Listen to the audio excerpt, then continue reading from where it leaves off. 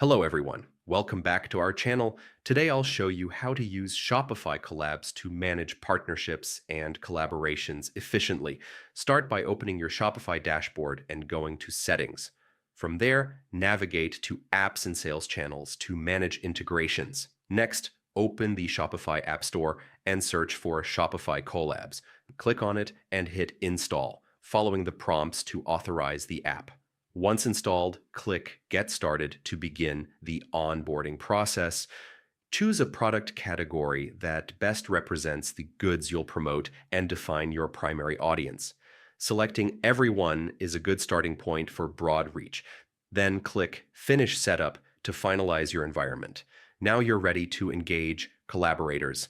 Invite affiliates to join, create a dedicated online store page for recruiting creators, and use the Recruiting tab to search for creators who fit your brand. Click on a creator's profile and select Invite Creator to start partnering. Active engagement and clear communication are key to making your collaborations successful. And that's it. You're now set up to explore Shopify Collabs and grow your brand through effective partnerships. Thanks for watching. Don't forget to subscribe to our channel, and I'll see you in the next video.